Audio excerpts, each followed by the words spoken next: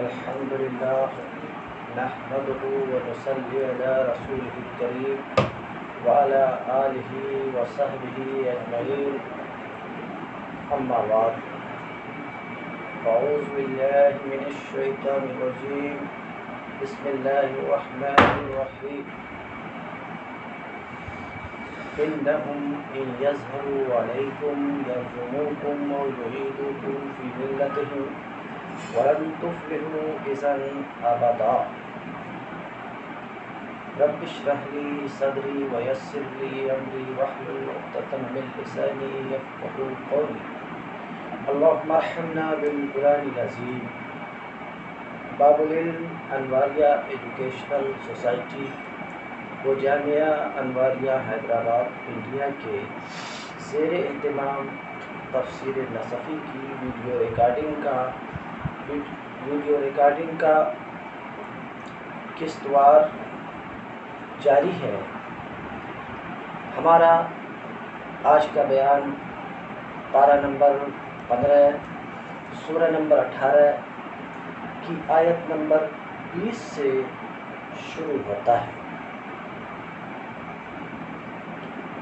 اس وقت میرے سامنے جو آیت کریمہ ہے اس کی ایک بار اور میں تلاوت کرتا ہوں۔ انہم ان یظہروا علیکم یرجموکم او یعیدوکم فی ملتہم ولن تفلحوا اذا ابدا۔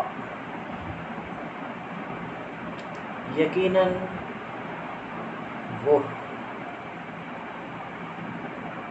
یعنی شہر کے رہنے والے، اس شہر کے باشندگان،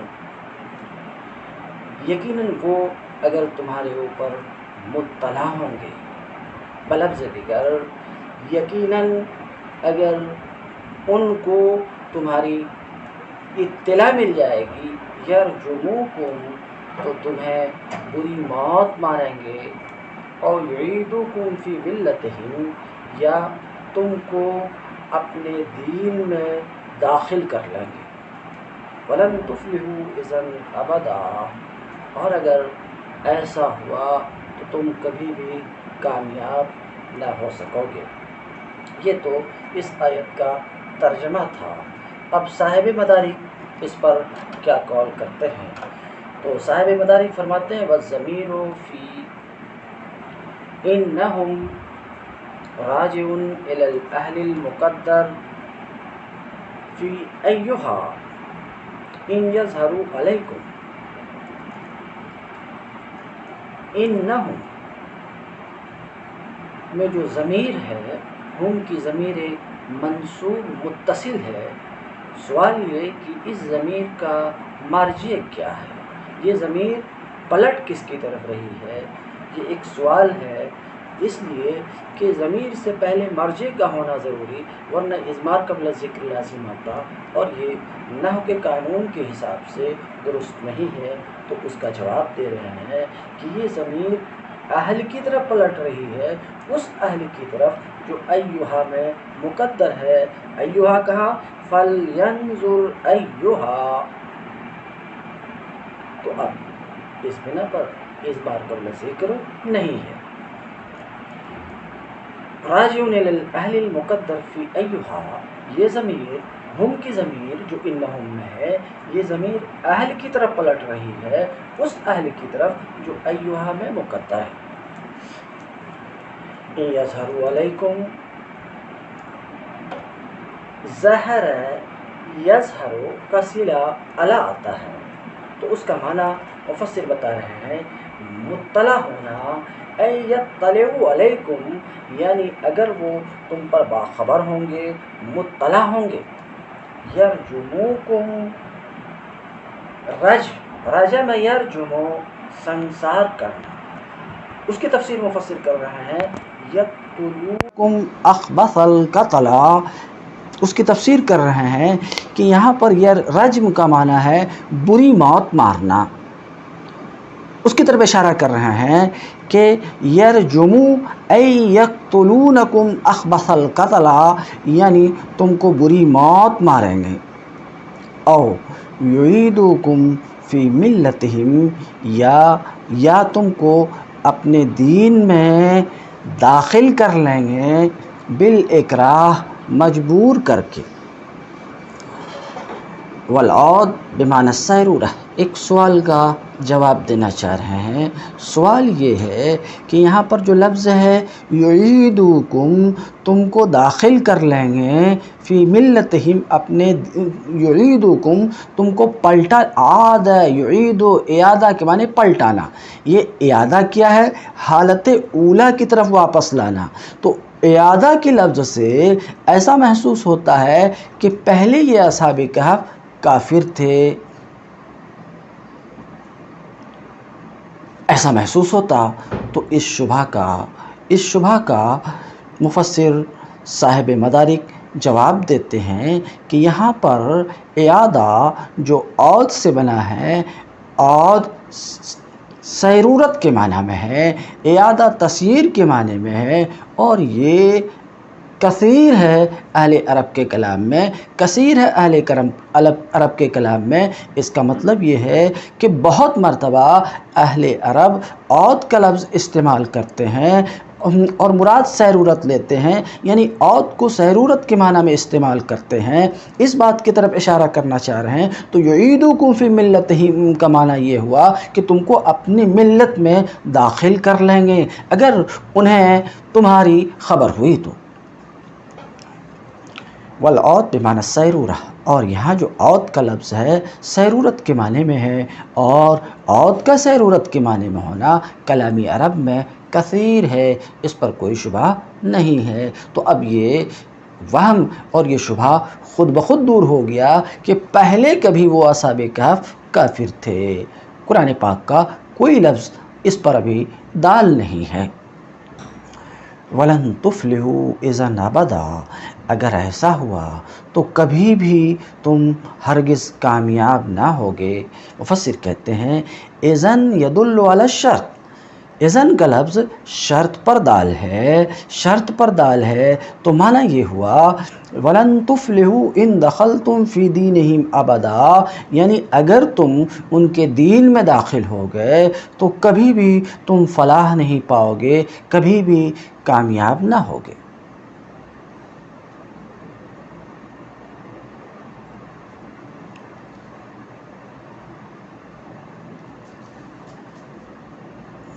للہیت، اخلاص، محبت خدا کس چیز کا نام ہے؟ اس آیت میں بھی اشارہ ہے، اور اس سے پہلے بھی یہ بات گزر چکی کہ یہ اصحاب کہف اپنے دین کے لیے، اپنے رب کی رضا کے لیے ظالم بادشاہ کے سامنے اس کی مخالفت کی، اور بآواز بلند بادشاہ کے سامنے کہا کہ میرا رب تو وہی ہے جو آسمانوں اور زمین کا رب ہے، اس کے سوا میرا کوئی اور رب نہیں ہے۔ تو بادشاہ کے سامنے انہوں نے بے خوف و خطر اس بات کا اقرار کیا، اس بات کا اعلان کیا کہ میرا رب وہی ہے جو آسمانوں اور زمین کا رب ہے، اس کے سوا کسی اور کو رب میں مان نہیں سکتا ہوں۔ پھر جب بادشاہ کی طرف سے خطرہ لاحق ہوا تو اپنے ملک کو، اپنے وطن کو، اپنے اعلیٰ عہدے کو، کیونکہ حکومت میں ان کا انتہائی یہ بڑے عالی عہدے، بڑے اعلیٰ عہدے والے تھے، اپنے اعلیٰ عہدے کو چھوڑ کر اللہ کی رضا کے لیے، اپنے دین کی حفاظت کے لیے بے خوف و خطر اپنے وطن سے، اپنے ملک سے نکل کر ایک غار میں جا چھپے تاکہ ایمان کی حفاظت ہو۔ اس غار میں ایک عرصہ تک سو کے اٹھنے کے بعد اگر ان کو کوئی فکر دامنگیر ہوئی تو اس بات کی فکر کہ کہیں ایسا نہ ہو کہ شہر کے لوگوں کو ہماری خبر ہو جائے اور ہمیں اپنے دین میں داخل کریں، ہمیں اپنے دین میں داخل کر لیں، تو فکر اس گھڑی بھی، پہلے بھی اس گھڑی بھی فکر اگر دامنگیر ہوئی تو اپنے دین کی فکر دامنگیر ہوئی، اپنے ایمان کی حفاظت کی فکر دامنگیر ہوئی۔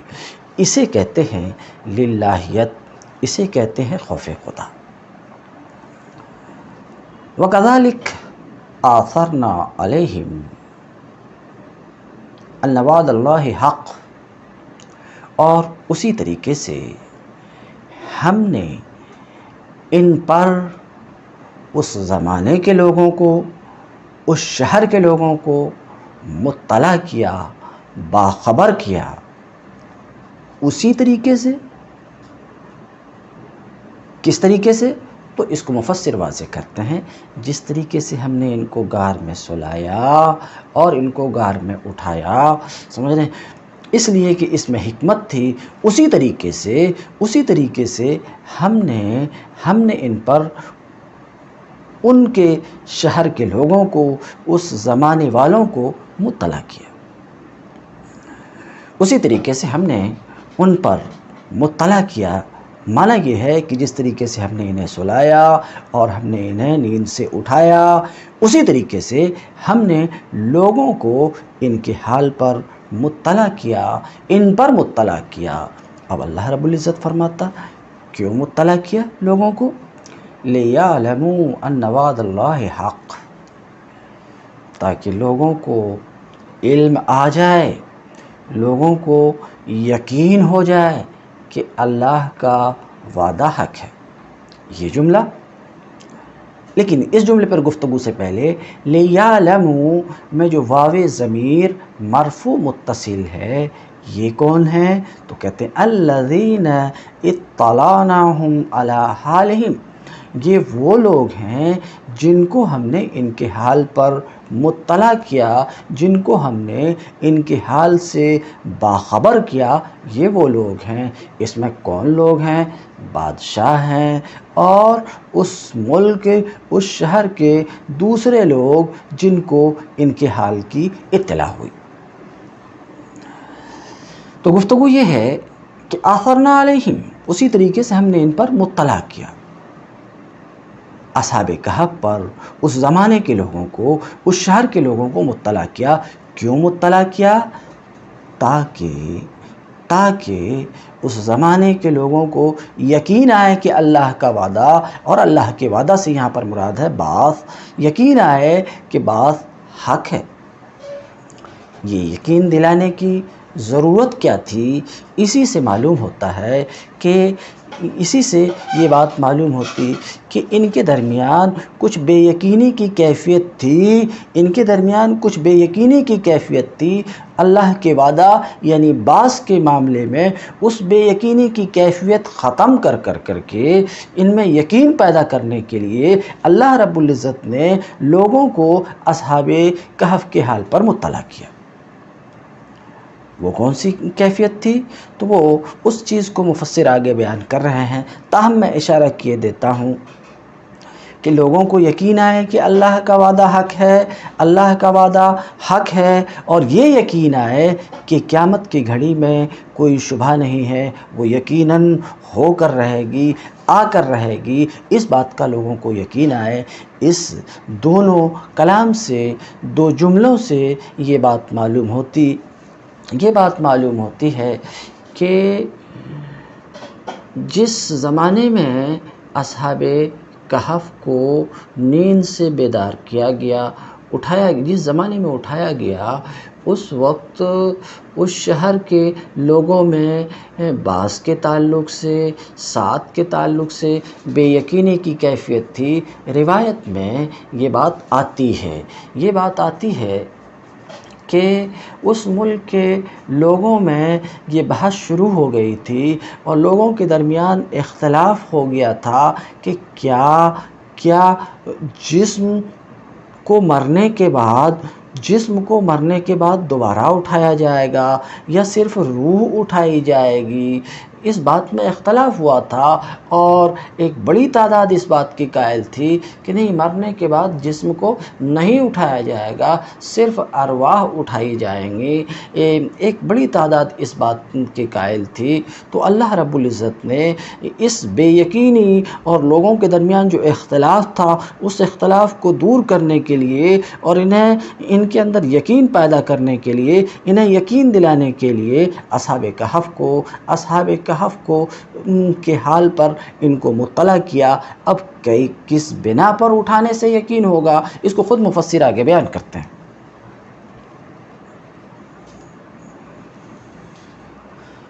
لیعلموا، تاکہ یقین آئے، تاکہ لوگوں کو معلوم ہو، کن کو؟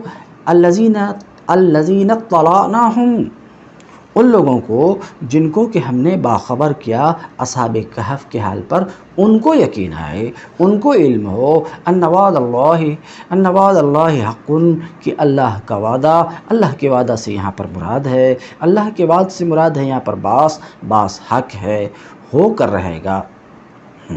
اب سوال یہ ہے کہ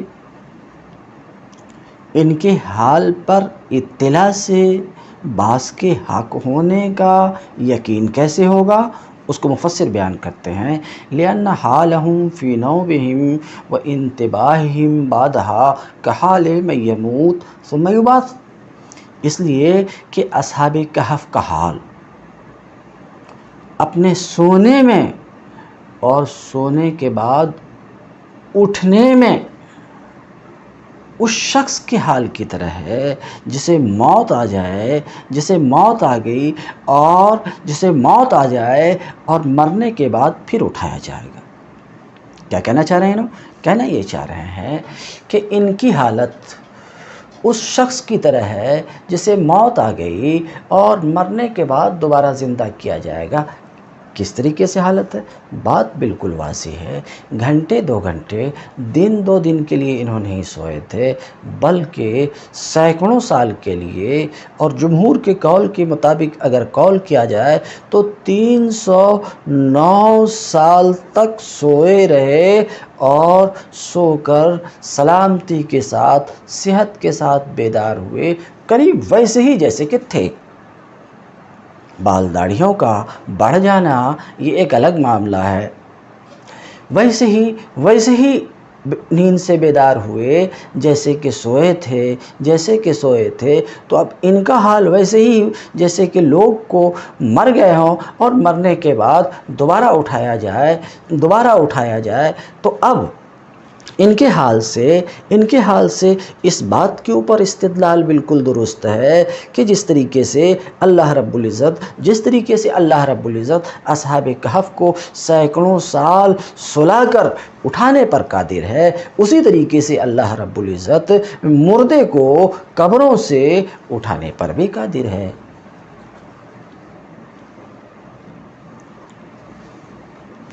فَإِنَّهُمْ وَأَنَّ السَّاعَةَ لَا رَيْبَ فِيهِ، لوگوں کو یقین آئے کہ اللہ کا وعدہ حق ہے، اور یقین آئے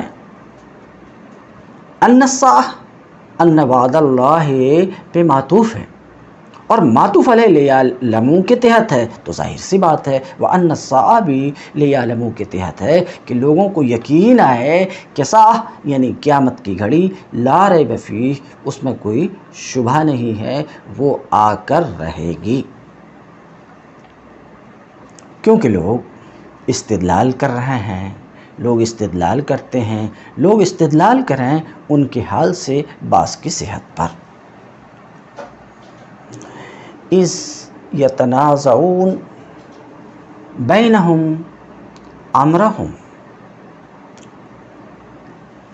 متعلق بآثرنا، اس سے افادہ کرنا چاہ رہے ہیں کہ اِذْ یتنازعون کا تعلق آثرنا سے ہے، تو پوری بات یہ ہوئی وَكَذَلِكَ آثَرْنَا عَلَيْهِمْ اِذْ يَتَنَازَعُونَ، اور اسی طریقے سے ہم نے لوگوں کو اصحاب کہف کے حال پر مطلع کیا اس وقت جب کہ اس زمانے کے لوگ، اس شہر کے لوگ آپس میں تنازع کر رہے تھے، اختلاف کر رہے تھے، امرہم اے امر دینہم، اپنے دین کے معاملے میں، تو معلوم ہوا کہ لوگوں کے درمیان اس شہر میں، اس ملک میں، اس زمانے میں لوگوں کے درمیان اختلاف ہو رہا تھا بعض کے معاملے میں. تو اللہ رب العزت نے ان کے حال پر، اصحاب کہف کے حال پر لوگوں کو مطلع کیا.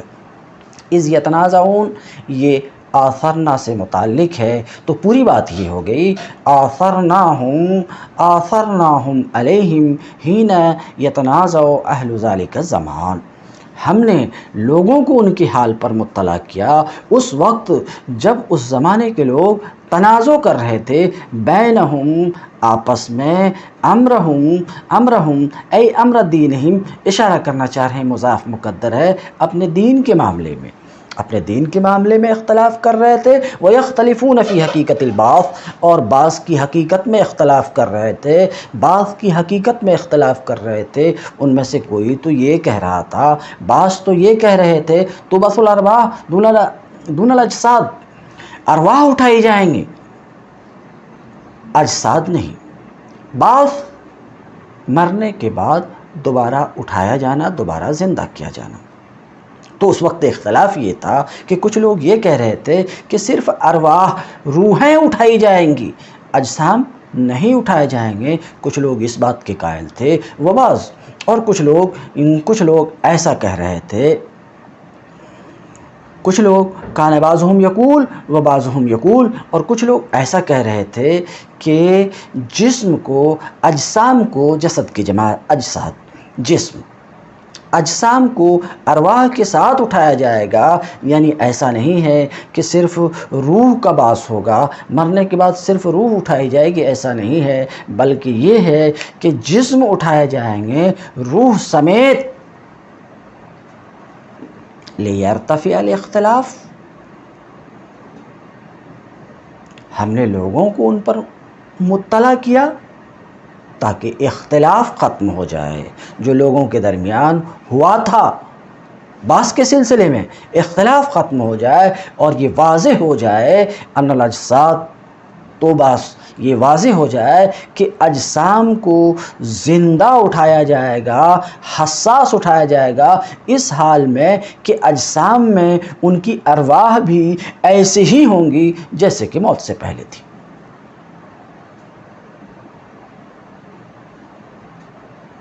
فقالوا حين توفى الله أصحاب الكهف،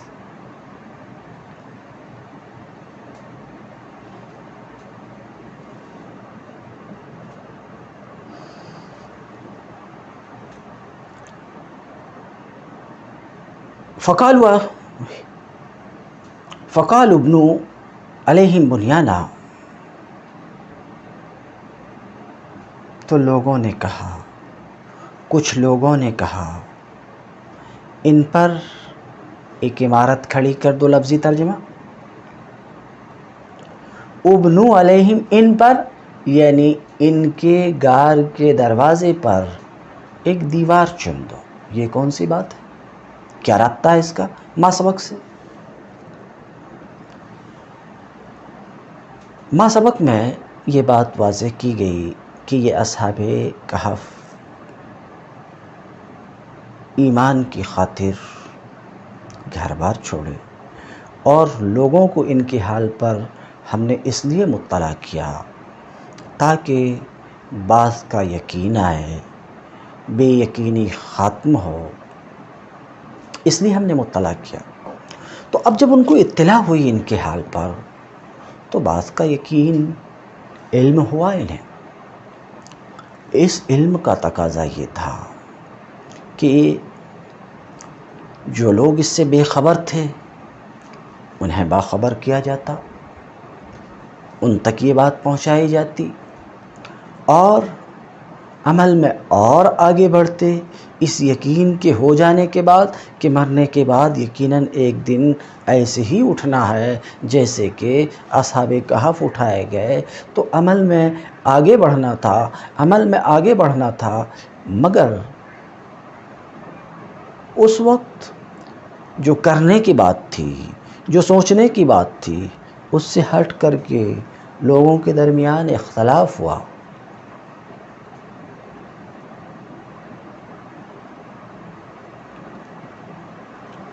اس شہر کے اس زمانے کے لوگوں کے درمیان اختلاف ہوا. کیا؟ اور یہ اختلاف کب ہوا؟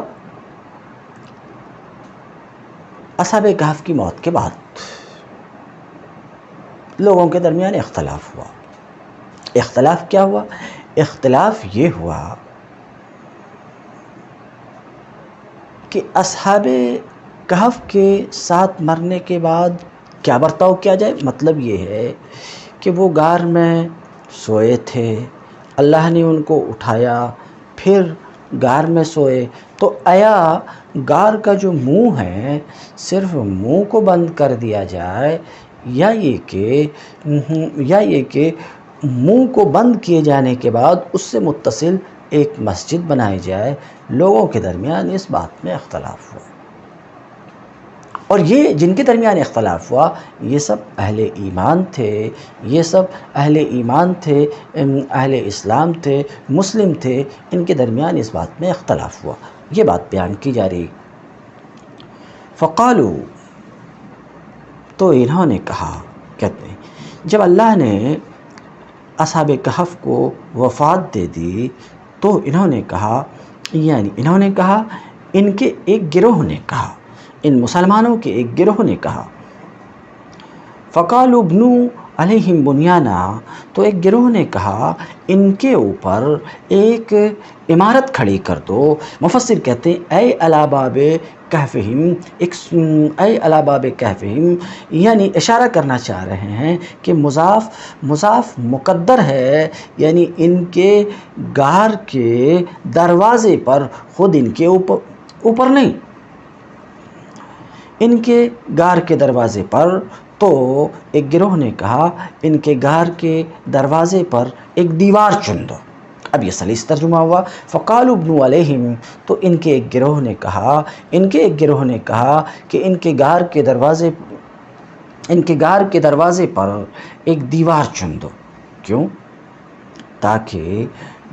تاکہ لوگ ان کے نزدیک نہ پہنچیں. لئلا یتطرق الیہم الناس ظنا بتربتہم، ایسا کرو ان کے غار کے دروازے پر ایک دیوار چن دو تاکہ لوگ ان تک نہ پہنچ پائیں ان کی تربت سے چپکنے کے لیے. اور اس سے فائدہ یہ بھی ہوگا کہ ان کے قبر کی حفاظت ہوگی، جس طریقے سے ان کے قبر کی حفاظت ہوگی. یہ بات بالکل ایسے ہی ہے جیسے کہ نبی کریم صلی اللہ علیہ وسلم کے تربت کی حفاظت کی گئی حزیرہ سے. کیا کہنا چاہ رہے ہیں کہ ایک گروہ کا کہنا یہ تھا کہ میں اس بات کو ذرا سا آگے واضح کرتا ہوں. ربہم اعلم بہم، یہ انہی لوگوں کا قول ہے. کہتے ہیں من کلام المتنازعین، تنازع کرنے والے کے کلام میں سے ہے، یعنی اللہ رب العزت کا یہ کلام ربہم اعلم بہم، یہ متنازعین ہی کا کلام ہے. ان کا رب ان کو بہتر جانتا ہے. مگر اس کا مطلب یہ ہے کہ ایک گروہ نے یہ کہا کہ دیکھو یہ اصحاب کہف کس مقام اور کس مرتبے کے لوگ ہیں، ان کے مقام اور مرتبے کو اللہ ہی بہتر جانتا ہے، اللہ ہی بہتر جانتا. تو ایسی صورت میں یہ جس حال میں سوئے ہیں اسی حال میں ان کو سوئے رہنے دیا جائے، بس ایک دیوار چن دی جائے. اور اس سے فائدہ یہ ہوگا کہ لوگ ان تک نہیں پہنچیں گے، کیونکہ لوگوں کو تربت سے چپکنے کی ایک عادت سی ہے، لوگ ان تک نہیں پہنچیں گے. اور اس سے فائدہ یہ ہوگا کہ ان کے تربت کی حفاظت ہوگی، ان کی تربت محفوظ رہے گی. ایسا ایک گروہ نے کہا. ربہم عالم بہم، ایک تفسیر تو ربہم عالم بہم کی وہی ہے جو میں نے بیان کیا.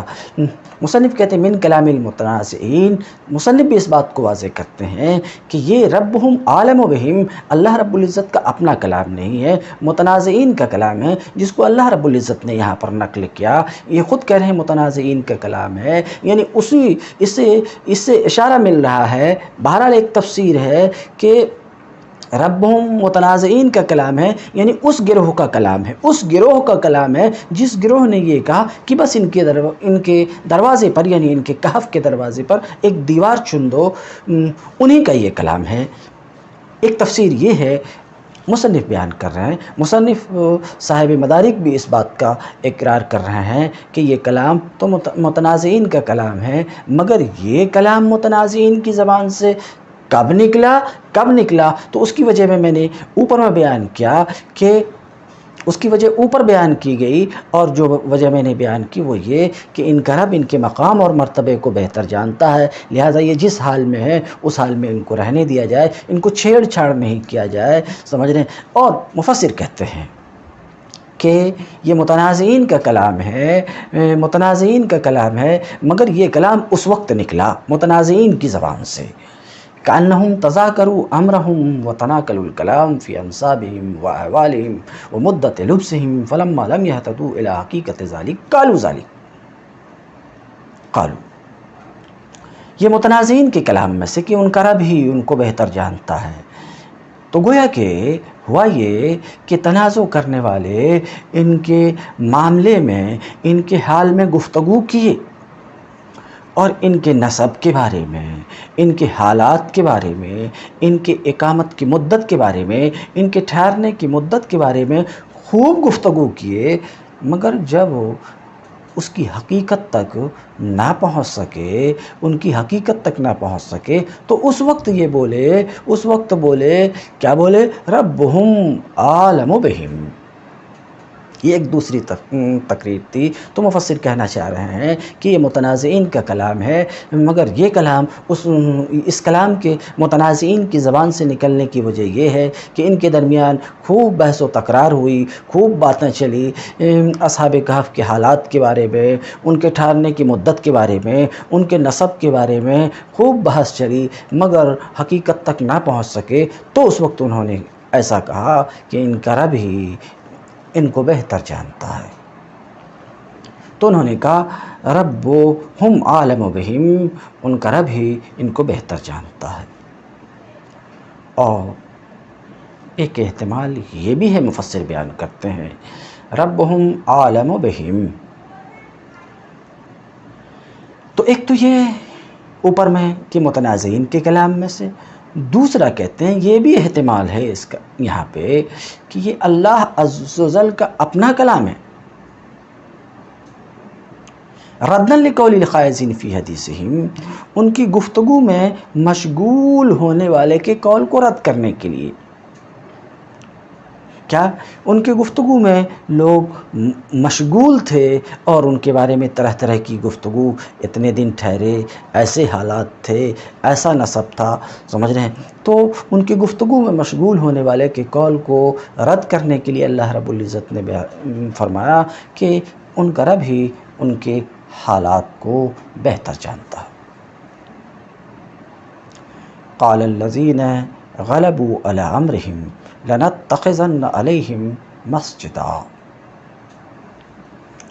قال الذین غلبوا، تو اوپر میں دیکھا کہ ان کے انتقال کے بعد، ان کے وفات کے بعد دو گروہ ہوا۔ ایک گروہ تو اس بات کے قائل ہوئے کہ ابنوا علیہم بنیانا ربہم عالم بہم، ایک گروہ اس بات کے کہ بس ان کے کہف کے دروازے پر، ان کے غار کے دروازے پر ایک دیوار چن دو، ان کا رب ہی ان کو بہتر جانتا ہے۔ ایک دوسرا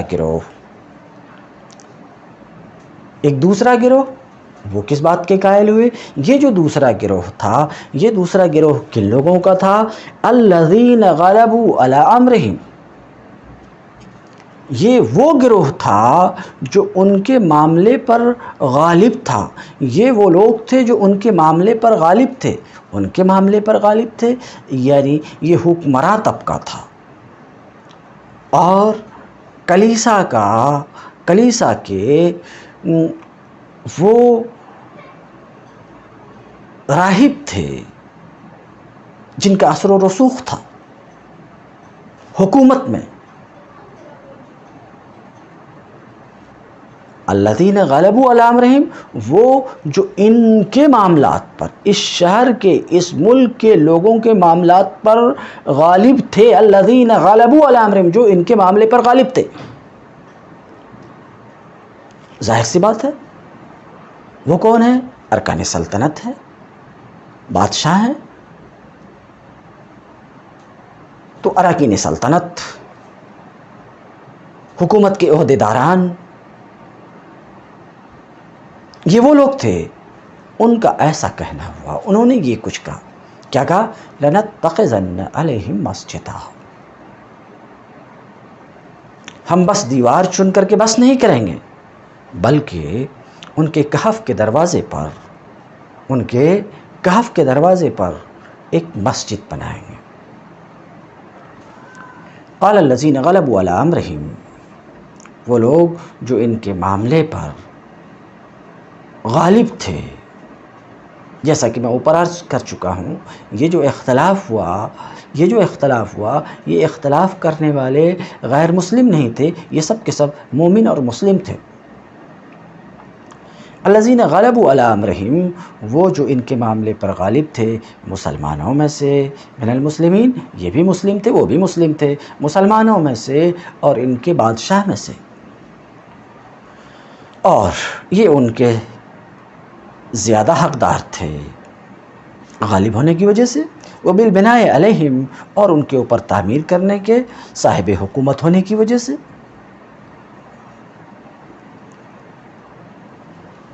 بالبناء علیہم، اور وہاں غار کے دروازے پر تعمیر کرنے کے زیادہ حقدار تھے۔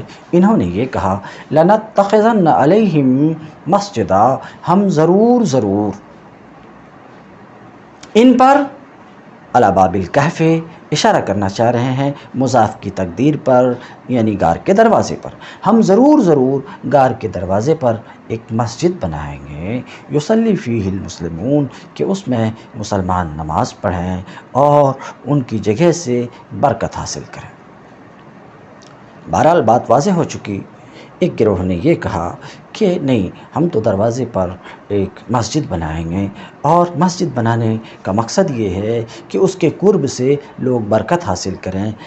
اس تفسیر سے جو مفسر نے کی، جس کو آپ نے سنا، اس تفسیر سے یہ بات معلوم ہوئی کہ بزرگوں کے قرب سے برکت حاصل کرنے کا تصور، بزرگوں سے فیض حاصل کرنے کا تصور، یہ جدید تصور نہیں ہے، بلکہ بہت قدیم تصور ہے۔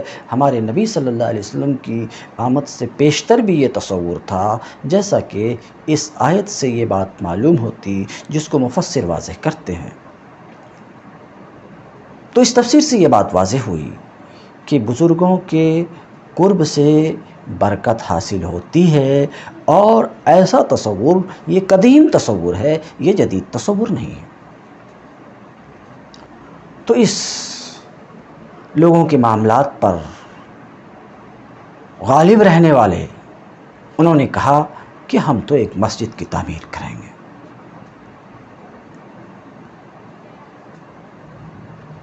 روی ہے ان اہل الانجیل عظمت فیہ الخطایا وطغت ملوکہم حتی عبدوا الاصنام واکرہوا علی عبادتها، وممن شدد فی ذلک دقیانوس فاراد فتیۃ من اشراف قومہ علی الشرک وتوعدہم بالقتل فابوا الا الثبات علی الایمان وتصلوا فیہ ثم ہربوا الی الکہف ومروا بکلب۔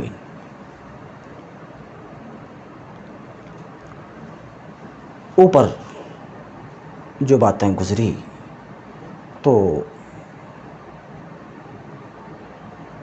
عام لوگوں کے لیے ذرا ایک پیچیدگی رہتی،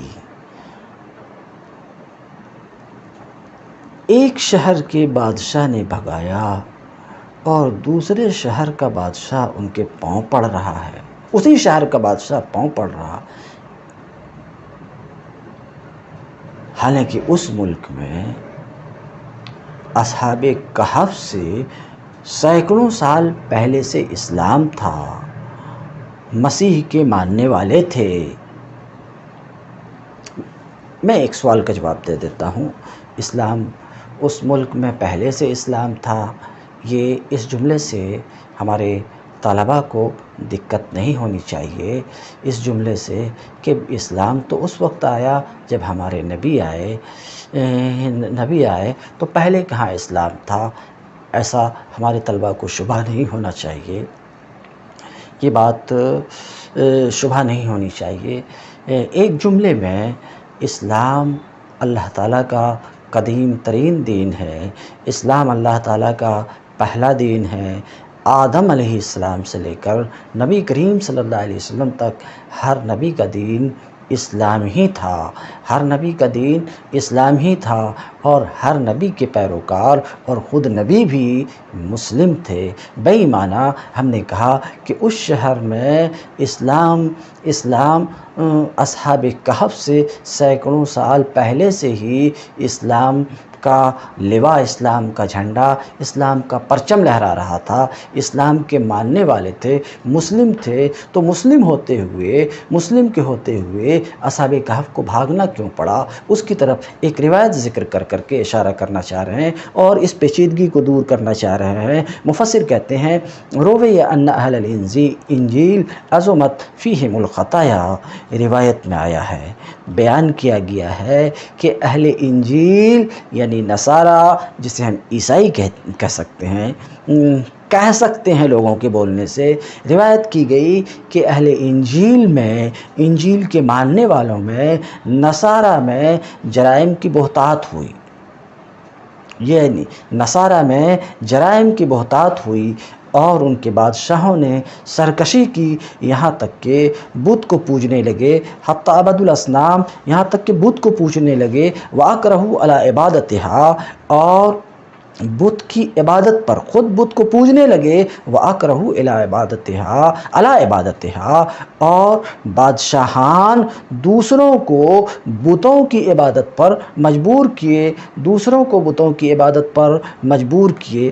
وَمِمَّنْ شَدَّدَ فِي ذَلِكَ، اس معاملے میں جس نے شدت سے کام لی، بڑی سختی کی، ممن شدد فی ذالک، اس معاملے میں جس نے شدت اختیار کی، دقیانوس، وہ دقیانوس ہے، یعنی کئی بادشاہان بتوں کی پوجا کیے اور دوسرے بادشاہ بتوں کی پوجا کیے، دوسروں کو بھی بتوں کی پوجا پر مجبور کیے، مگر اس معاملے میں جس نے زیادہ سختی سے کام لیا اس بادشاہ کا نام دقیانوس تھا۔ فَأَرَادَ فِتْيَةً مِّنْ أَشْرَافِ قَوْمِهِ عَلَى الشِّرْكِ، تو اس نے اپنی قوم کے اشراف میں سے کچھ جوانوں کو شرک پر مجبور کرنا چاہا۔ فَأَرَادَ فِتْيَةً مِّنْ أَشْرَافِ قَوْمِهِ عَلَى الشِّرْكِ، تو اس نے اپنی قوم کے اشراف میں سے کچھ جوانوں کا شرک چاہا، مشرک بنانا چاہا۔ وَتَوَعَّدَهُمْ بِالْقَتْلِ، اور ان کو قتل کی دھمکی دی۔ وَتَوَعَّدَهُمْ بِالْقَتْلِ، اور ان کو قتل کی دھمکی دی۔ فَأَبَوْا إِلَّا الثَّبَاتَ عَلَى الْإِيمَانِ، مگر یہ ایمان پر جمے رہے اور اس پر اڑے رہے۔ ثُمَّ هَرَبُوا إِلَى الْكَهْفِ، پھر ان کو اس غار کی طرف بھاگنے کی نوبت آ گئی۔ ثُمَّ هَرَبُوا إِلَى الْكَهْفِ، پھر غار کی طرف بھاگے۔ وَمَرُّوا بِكَلْبٍ، اور راستے میں ایک کتے کے پاس سے ان کی گزر ہوئی۔ فَتَبِعَهُمْ، تو وہ کتا ان کے پیچھے چلنے لگا۔ فَطَرَدَهُ طَرَدَ يَطْرُدُ طَرْدًا، دھتکارنا۔ وَمَرُّوا بِكَلْبٍ، ان کی گزر ایک کتے کے پاس سے ہوئی، تو وہ کتا ان کے پیچھے، تَبِعَ يَتْبَعُ، پیچھے چلنا، پیچھے ہونا، تو وہ کتا ان کے پیچھے چلنے لگا، تو اصحاب کہف نے اس کو دھتکارا۔ اس وقت اللہ تعالیٰ نے اس کتے کو گویائی دی اور اس کتے نے کہا ما تريدون منی انی احب اللہ۔ اس کتے نے کہا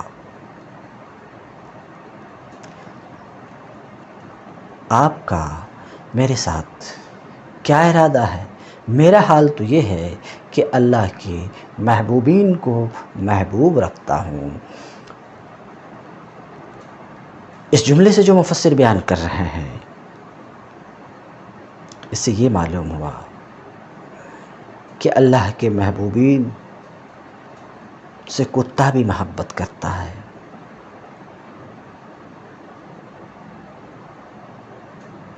مگر وہ جو انسان ہونے کا دعویٰ کرے اور اللہ کے محبوبین سے نفرت و عداوت رکھے، وہ یقیناً کتے سے بھی گیا گزرا ہے۔ یہ بات مفسر کی اس تفسیر سے یہ بات معلوم ہوتی ہے کہ اس کتے نے کہا انی احب اللہ، اللہ کے محبوبین کو میں محبوب رکھتا ہوں، آپ سوئیں گے اور میں آپ کی نگرانی کروں گا، مجھے اپنے ساتھ چلنے دیں۔ تو ایک قول تو یہ تھا اصحاب کہف کے ساتھ کتے کے ہونے کے سلسلے میں۔ ایک دوسرا قول بھی ہے وقیل مروا برائن معہ، ایک قول یہ ہے کہ راستے میں ان 6 جوانوں کی 7 میں سے 6 اصحاب کہف کی راستے میں ایک رائی کے پاس سے گزر ہوئی۔ رعا یا رعا اسم فاعل ہے، رائی برائن اصل میں تھا برائین، یا پر کسرہ بعد ضمہ دشوار ہونے کی وجہ سے ساکن کیا گیا، اجتماع ساکنین ہوا یا اور تنوین کی وجہ یا گرا دی گئی، رائن کرامن جیسے کرامن میں یا گر گئی۔ تو رائی رعا یرا چرانا، اسی سے مرا چراگاہ، ان کی گزر ہوئی ایک رائی کے پاس سے، جس کے رائی چرواہا بول سکتے ہیں، ان کی گزر ہوئی ایک چرواہے کے پاس سے جس کے ساتھ ایک کتا تھا۔ فَتَبِعَهُمْ عَلَى دِينِهِمْ، تو یہ رائی ان کے پیچھے نکل پڑا ان کے دین کی خاطر۔ وَدَخَلُوا الْكَهْفَ، اور یہ سب کے سب کہف میں داخل ہوئے، غار میں داخل ہوئے، اور فَضَرَبَ اللَّهُ عَلَىٰ آذَانِهِمْ، کہف میں داخل ہوئے، پھر اللہ نے ان کے کانوں کو تھپک کر انہیں سلا دیا، یا مفسر کی تفسیر کے مطابق اللہ نے ان کے کانوں پر گہری نیند کا پردہ چڑھا دیا، جس سے گہرا دیر تک زمانے تک انہوں سوتے رہے۔ فضرب اللہ علی آذانہم، تو اللہ نے ان کے کانوں کو تھپک کر، جب یہ غار میں داخل ہوئے تو داخل ہونے کے بعد اللہ نے ان کے کانوں کو تھپک کر انہیں سلا دیا۔ وَقَبْلَ أَنْ يَبْعَثَهُمُ اللَّهُ، ان کو نیند اصحاب کہف کو نیند سے اٹھانے سے پہلے ان کے شہر کا بادشاہ ہوا، حکمراں ہوا۔ بادشاہ عرف عام کے مطابق بول رہا ہوں، ورنہ اسلام میں صرف ایک ہی بادشاہ ہے، وہ اللہ تعالیٰ۔ ان کو نیند سے اٹھانے سے پہلے ان کے شہر کا بادشاہ ہوا رجل صالح مومن، ایک نیک مومن شخص۔ ان کو نیند سے بیدار کرنے سے پہلے اس شہر کا حکمراں اور بادشاہ ایک ایسا آدمی ہوا جو نیک بھی تھا، مومن بھی تھا۔ اس شہر جس شہر میں یہ غار ہے، تو ان کے شہر کا مالک ایک نیک ایماندار شخص ہوا۔ ان کے شہر کا بادشاہ ایک نیک ایماندار شخص ہوا۔ وَقَدْ اخْتَلَفَ أَهْلُ مَمْلُكَتِهِ، وَقَدْ اخْتَلَفَ أَهْلُ مملوکہ مفعولہ، وَقَدْ اخْتَلَفَ أَهْلُ مَمْلُكَتِهِ فِي الْبَعْثِ، ایک نیک شخص بادشاہ تھا، اور حال یہ تھا کہ اس کی سلطنت کے لوگ، اہل مملکتی، اس کی سلطنت کے لوگ بعث کے معاملے میں اختلاف کیے، مانتے ہوئے اور انکار کرتے ہوئے، جیسا کہ اوپر واضح کیا کہ اس زمانے کے لوگ، اس ملک کے لوگوں کے درمیان اختلاف ہوا، کچھ بعث کو کے قائل اور معترف تھے اور کچھ انکار کر رہے تھے۔ تو اس کی سلطنت کے لوگوں کے درمیان بعث کے معاملے میں اختلاف ہوا، اعتراف کرتے ہوئے، انکار کرتے ہوئے اہل و مملکت ہی سے حال ہے، یعنی کچھ بعض کے معترف تھے، ماننے والے تھے اور وجاہ دین، اور کچھ انکار کرنے والے تھے۔ اس اختلاف سے بادشاہ کافی پریشان ہوا۔ جو اس کی رعایا کے درمیان ہوا تھا یہ دینی اختلاف تھا۔ فدخل الملک بیتہ، تو بادشاہ اپنے گھر میں داخل ہوا۔ دخل یدخل، نصر ینصر، دخل فعل ماضی، الملک بادشاہ جمع ملوک، بیت جمع وجود۔ فدخل الملک بیتہ، تو بادشاہ اپنے گھر میں داخل ہوا اور گھر کے دروازے کو بند کیا اور ٹاٹ پہنا، مسحا ٹاٹ، ولبس، لبس یلبس پہننا، ولبس مسحا اور ٹاٹ پہنا، وجلس علی رماد اور راکھ پر بیٹھا، جلس یجلس، وسأل ربہ اور اپنے رب سے دعا کی۔ تو بادشاہ اپنے گھر میں داخل ہوا، اپنے دروازے کو بند کیا، ٹاٹ پہنا، راکھ پر بیٹھا اور ہاتھ اٹھا کر اپنے رب سے دعا کی کہ لوگوں کی خاطر حق واضح کر دیا جائے۔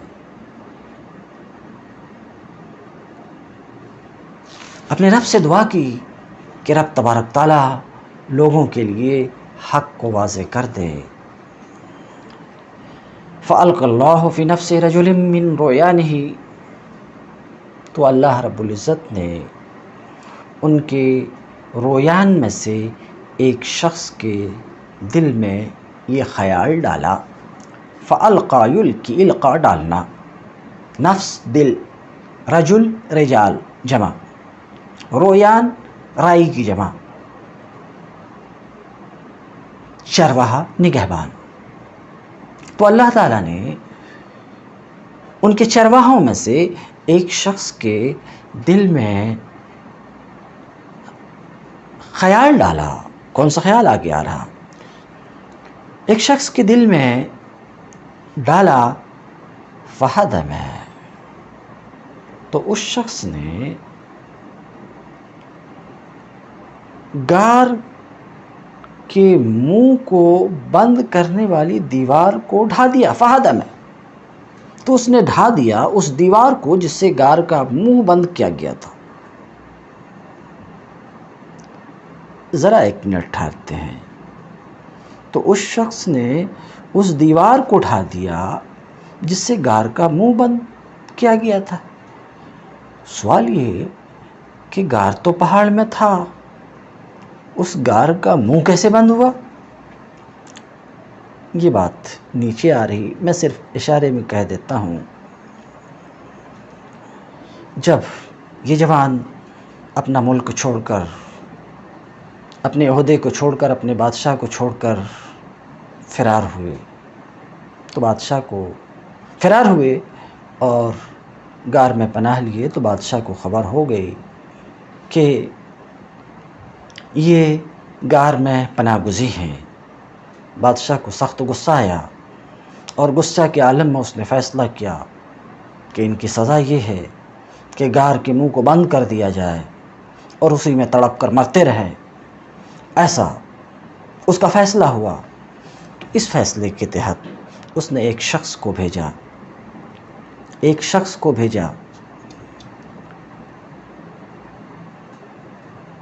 خوش قسمتی کہ وہ شخص ذرا دل کا اچھا تھا، تو اس نے غار میں جو پناہ گزین لوگ تھے ان کا نام، ان کے حالات لکھ کر ایک صندوق میں ڈال کر وہیں رکھ دیا اور بادشاہ کے حکم کے مطابق اس غار کے منہ کو بند کیا۔ اس طریقے سے غار کا منہ بند ہوا تھا۔ فَأَلْقَى اللَّهُ فِي نَفْسِ رَجُلٍ مِّن رُؤْيَانِهِمْ، تو اللہ نے ان کے چرواہوں میں سے ایک شخص کے دل میں ڈالا، تو اس نے فَحَدَمَ مَا صَدَّ بِهِ، تو اس نے ڈھایا اس دیوار کو جس سے غار کا منہ بند کیا گیا تھا کیوں ڈھایا؟ تاکہ اس غار کو اپنی بکریوں کے لیے باڑا بنائے۔ بات صاف ہو گئی۔ ایک شخص کے دل میں یہ خیال آیا کہ اس غار کو اپنی بکریوں کے لیے باڑا بنایا جائے، مگر اتفاق سے اس غار کے منہ پر ایک دیوار تھی تو اس دیوار کو ڈھا دیا تاکہ وہ اپنی بکریوں کے لیے باڑا بنا سکے۔ اب جب یہ اصحاب کہف نیند سے بیدار ہوئے تو اس وقت دیوار نہیں تھی، دیوار گر چکی تھی، ڈھا دی گئی تھی، اور اصحاب کہف کو کھانے کی ضرورت تھی۔ تو پھر کیا ہوا؟ وَلَمَّا دَخَلَ الْمَدِينَةَ مَنْ بَعَثُهُ لِإِبْتِيَاءِ الطَّعَامِ وَأَخْرَجَ الْوَرِكَ وَكَانَ مِنْ ضَرْبِ دَكْيَانُوسَ اتَّهَمُوهُ بِأَنَّهُ وَجَدَ كَنْزًا فَذَهَبُوا بِهِ إِلَى الْمَلِكِ فَقَصَّ عَلَيْهِ الْقِصَّةَ فَانْطَلَقَ الْمَلِكُ وَأَهْلُ الْمَدِينَةِ مَعَهُ وَأَبْصَرُوهُمْ وَحَمِدُوا اللَّهَ عَلَى الْآيَةِ الدَّالَّةِ عَلَى الْبَعْثِ ثُمَّ قَالَ، اور جب یملیخا شہر میں داخل ہوئے، یملیخا ما سبق میں یہ تفسیر گزر چکی ہے کہ اصحاب کہف میں سے وہ جن کو کہ اصحاب کہف نے کھانا لانے کے لیے شہر بھیجا تھا اس کا نام یملیخا ہے مفسر کی تفسیر کے مطابق۔ ولما دخل المدینہ، جب شہر میں داخل ہوئے، وہ جب شہر میں آئے وہ جن کو اصحاب کہف نے کھانا خریدنے کے لیے بھیجا تھا، وہ اخرج الورق، اور انہوں نے یعنی یملیخا نے چاندی نکالا جو دقیانوسی سکہ تھا، وکان من ضرب دقیانوس، چاندی کا سکہ نکالا جو دقیانوسی سکہ تھا۔